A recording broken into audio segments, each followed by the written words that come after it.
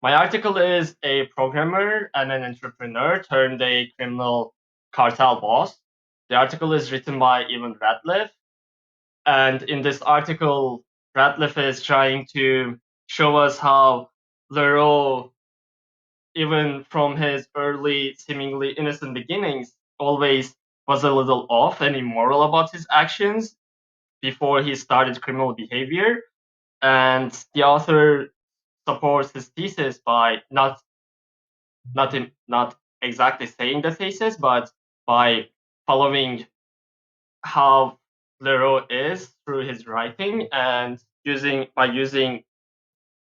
non-creative fiction, he talks mostly about himself and his own research about Leroux, but from time to time he inserts really negative things while keeping his tone neutral at the other times to create this off feeling throughout his article, which also is how he's trying to convey Leroux.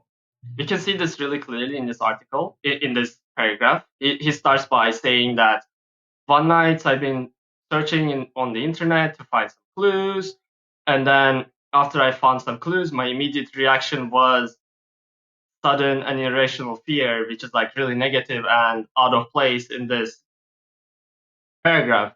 We can see we can see negative things like this throughout the paragraph.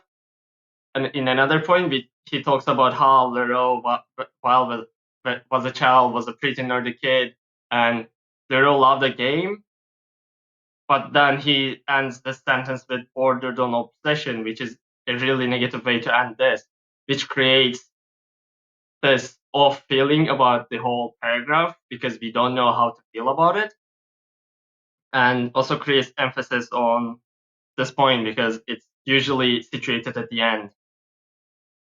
And with this, the author brings his attitude while also doing this article, this non-creative fiction about Leroux, even though the article is actually about Leroux, we hear more about what Evan did than about Leroux. So he's sort of objectifying Leroux throughout this article. Here we learn about Leroux finding a girlfriend and getting married, but both the words used in this sentence and in the emphasis, we see that we're not actually supposed to care about this event happening. We only need to care that this was an intersection between one of Evan's informants and one of the digital trails he found. So he's always pushing the emphasis on himself and how he did,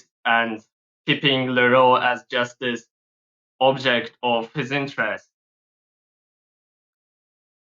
And with my interpretive lens as a programmer myself, I was really relating to Leroux. And as you can see, there are like some sentences I really relate with. So while doing my context research, I searched about what he did as a programmer, and he wrote this software called TrueCrypt, which is still in use, which made me realize that Leroux was really much more important person than what I realized in my first reading about this article. He also at some point goes into pharmacy business, which is a really big business, which is like $5 billion, and even the software section is millions of dollars. These points are in later times, but still.